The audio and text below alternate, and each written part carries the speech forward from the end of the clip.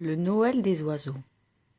Sur la branche du vieux chêne, 3 mésanges blottis les unes contre les autres pour se réchauffer, regardent les gros flocons recouvrir le sol.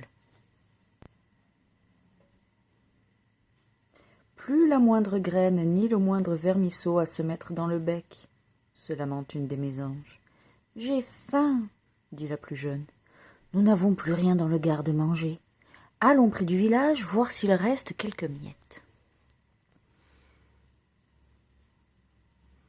Les 3 oiseaux s'élancent dans le crépuscule. « Ce soir, c'est Noël, dit l'une des mésanges.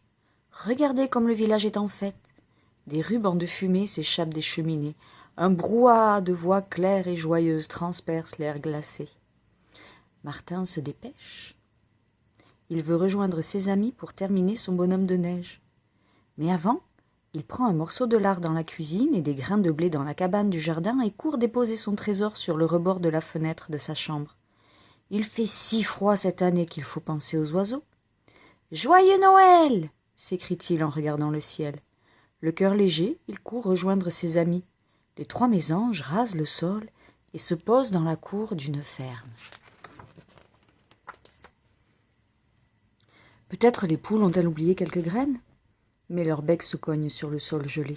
« Repartons un peu plus loin, » suggère l'une d'entre elles. « Il ne faut pas se décourager. » Et elles reprennent leur voyage. « Là-bas, dans le jardin de Martin, » s'écrie la plus jeune. « Regardez, il a pensé à nous. Hurrah !» Les 3 mésanges se posent dans un bruissement de plumes sur le rebord de la fenêtre de Martin.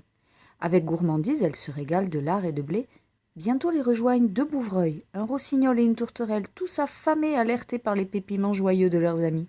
« C'est un régal, » dit l'un des bouvreuils. « Un véritable repas de fête ?» ajoute la tourterelle. « Comment remercier Martin ?» demande le rossignol.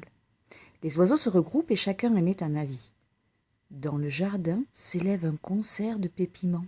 « Je crois savoir ce qu'il ferait plaisir, » dit la plus jeune des mésanges. « Écoutez. » Martin rentre chez lui pour le dîner.